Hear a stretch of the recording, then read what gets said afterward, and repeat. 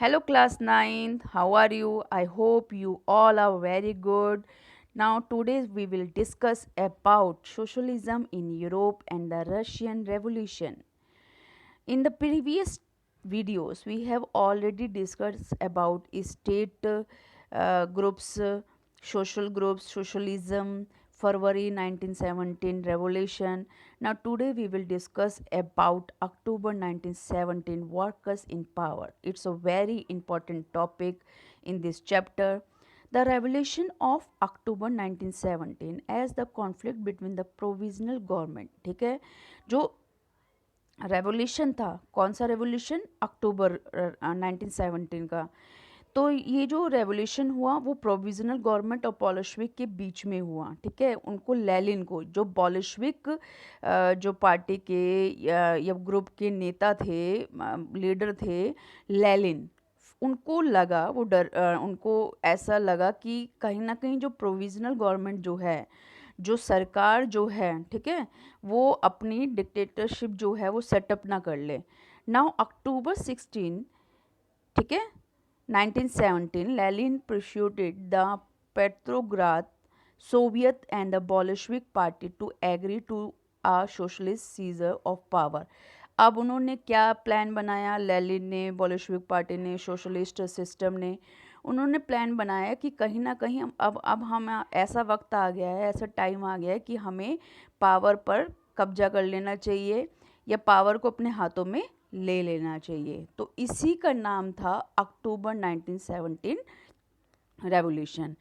Now अब देखिए, next देखिए, the uprising begin on 24 October sensing trouble prime minister Kerensky had left the city to summon troops. ठीक है, इसमें क्या बोला गया है कि जब उनको डर लगा, किसको, प्राइम मिनिस्टर को, ऐसा लगा कि कहीं ना कहीं उनको प्रॉब्लम लगी चारों तरफ कि ऐसा रेवोल्यूशन हो सकता है कि, और जो प्राइम मिनिस्टर थे वहाँ के, किसके, गवर्नमेंट जो प्रोविजनल गवर्नमेंट के जो मेन हेड थे केरेंस्की, जो उनको ऐसा लगा कि कहीं ना कहीं बहुत ज़्यादा प्रॉब्लम क्रिएट हो सकती है, तो उन्होंने सिटी को छोड़ दिया।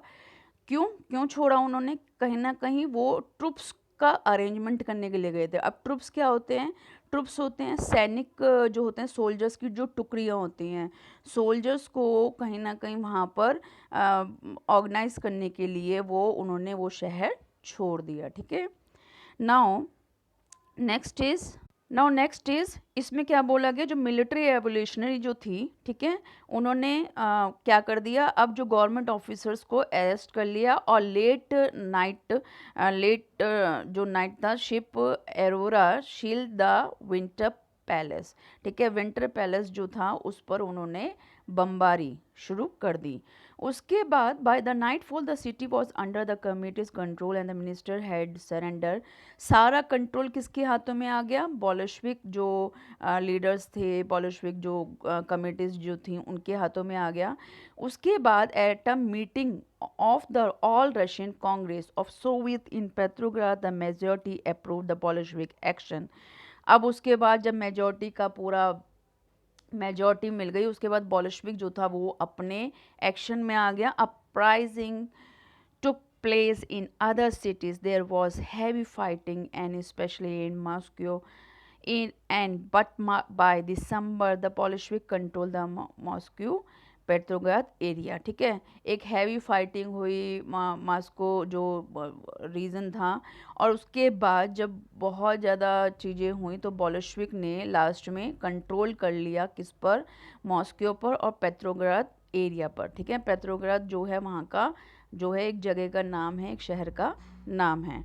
नाउ नेक्स्ट इज, इसके बाद क्या हुआ, अब 1917 अक्टूबर का रेवोल्यूशन जो था वो यहाँ पर आकर ख़त्म हुआ कि पूरा कंट्रोल जो था वो किसके हाथों में आ गया, बॉलिशविक जो पार्टी थी, बॉलिशविक जो पूरा लेनिन के हाथों में पूरा कंट्रोल आ गया। ठीक है, नाउ अब बात करते हैं कि अक्टूबर 1917 में जो रेवोल्यूशन हुआ था उसके बाद की जो प्रोसेस है उसके बारे में हम बात करते हैं। Now Bolshevik party was renamed the Russian communist party in November 1917।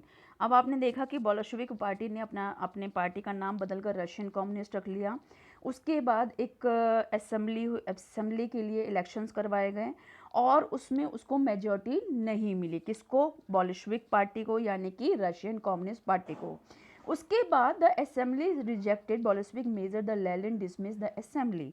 Lenin ने असेंबली को ही डिसमिस कर दिया क्योंकि उनको मेजॉरिटी नहीं मिली थी। उसके बाद Russian congress to Soviet was more democratic than an assembly. Russian congress को एक तरह से, रशियन कांग्रेस ऑफ सोवियत को ही एक तरह से डेमोक्रेटिक जो था वो घोषित कर दिया गया कि ये डेमोक्रेटिक असेंबली है, इसलिए इसको हर अनसर्टन कंडीशंस में एक तरह से इलेक्ट कर दिया गया। Now in March 1918, despite opposition by the political alliance, the Bolshevik made peace with Germany at Brest-Litovsk. In the years that followed, Bolshevik became the only party to participate in the elections. अब क्या हुआ? कहीं ना कहीं जो Germany में जो breast लिटोवस्क जो थे उनसे उन्होंने क्या कर ली, एक तरह से संधि कर ली, ट्रीटी कर ली, पीसफुल जो ट्रीटी थी। उसके बाद बोल्शेविक जो थे, बोल्शेविक पार्टी जो थी, ठीक है, वो रशिया जो क्या नाम दिया गया था अपना, रीनेम्ड कर लिया था रशियन कम्युनिस्ट पार्टी। तो उस वो अब एक पार्टी रूल ही चल रहा था, ठीक है, वन पार्टी रूल जो था वो चल रहा था, यानी किसी प्रकार के कोई इलेक्शंस की वहाँ पर कोई संभावना नहीं थी। अब बात करते हैं, एक नया युग आया उसके बाद। बोल्शेविक पार्टी के नेता कौन थे? मैंने बार बार बोला लेनिन, ठीक है। अब लेनिन के बाद कौन आए? ये आए स्टेलिन जो हैं, ठीक है, जोसेफ स्टेलिन का युग आया। स्टेलिन जो थे उन्होंने कहीं ना कहीं एक कलेक्टिव जो है, कलेक्टिव एग्रीकल्चर लेकर आए, कलेक्टिविजेशन लेकर आए, यानी कि बहुत ज़्यादा प्रॉब्लम चल रही थी एग्रीकल्चर को लेकर। एग्रीकल्चर में जो कहीं ना कहीं प्राइसेस को लेकर बहुत ज़्यादा कॉन्फ्लिक्ट चल रहा था फार्मर्स और जो वहाँ के बिजनेसमैन थे। उसके बाद सेटलिनिज्म जो है, ठीक है, इसको क्या बोला गया है? एक ऐसा पीरियड जिसको सेटलिनिज्म भी बोला गया है। उसने एक ऐसा प्लान किया इकोनॉमी का जो एक तरह से डिजास्टर साबित हुआ। किसमें? कलेक्टिविजेशन ऑफ एग्रीकल्चर के युग में 1927 से लेकर 1928 तक, ठीक है, बहुत ज़्यादा प्रॉब्लम जो थी वो किसानों को फेस करनी पड़ी। क्या प्रॉब्लम फेस करनी पड़ी? थोड़ा सा समराइज कर लेते हैं इसको।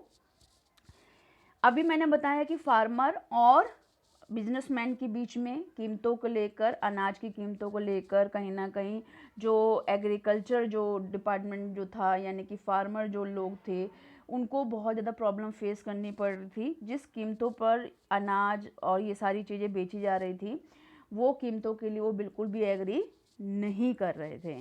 तो इसमें क्या हुआ? जो सेटलिनिज्म जो युग आया, उसमें जो सेटलिन भाई साहब हैं, जोसेफ जो हैं, उन्होंने क्या किया? कलेक्टिविजेशन लेकर आए, यानी कि सारी की सारी खेती को, सारे ही एग्रीकल्चर जो लैंड था उसको क्या कर दिया गया? कलेक्टिव उसमें लेकर आए, यानी कि उसको सामूहिकीकरण कर दिया गया, एक कर दिया गया। उसके बाद जब जितना भी बिजनेस होता था तो उसको बांट दिया जाता था। किसमें? किसानों में बांट दिया जाता था। तो एक तरह से वो पूरा ही उन्होंने ऑपोजिट कर दिया सिस्टम को, बिल्कुल ही एक तरह से रेगुलेट ऐसा कर दिया जहाँ पर जो फार्मर्स जो थे और ज़्यादा प्रॉब्लम में आ गए। इसके बाद उन्होंने, हाँ, जो एग्रीकल्चर डिपार्टमेंट है उन्होंने क्या कर दिया? उन्होंने रेवोल्यूशन वो लेकर आए, बहुत ज़्यादा facing an acute problem of grain suppliers. Now इसमें देखिए ये सारा जो मैंने अभी बताया, ठीक है, और उसके बाद जो जो चीज़ें थी बहुत बड़े लेवल पर, जो जो भी रेवोल्यूशन करता था, जो भी विद्रोह करता था, किसान जो विद्रोह करते थे उनको पनिश किया जाता था, उनको मतलब देश से ही निकाल दिया जाता था। बहुत सारी चीज़ें हुई और जिस वजह से जो बहुत बड़े लेवल पर ये प्रॉब्लम जो है फेस की गई। Now next is The next point is the global influence of the Russian Revolution and the USSR.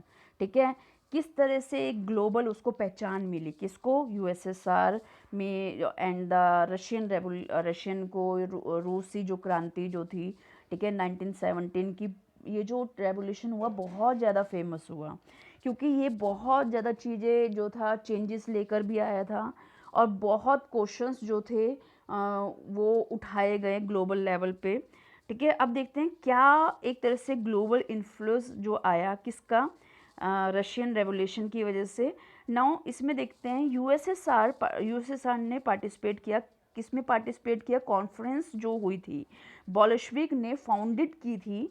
Bolshevik ने एक कॉमिंटन फाउंटेन किया था फॉर मतलब कहने का मतलब है an international union of pro Bolshevik socialist parties. ठीक है, एक तरह से इंटरनेशनल यूनियन थी जिसको क्या बोला गया, कॉमिंटन बोला गया, जो किसने फाउंडेड की थी, बॉल्शेविक जो लीडर्स थे उन्होंने फाउंडेड की थी 1920 में।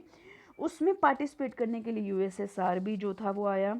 USSR communist university of the workers of the east by the time of outbreak of the second world war. Now कुछ एजुकेशन दी गई यूएसएसआर के, यानी कम्युनिस्ट यूनिवर्सिटी में वर्कर्स को इस तरह से शिक्षित किया गया। उसके बाद आउटब्रेक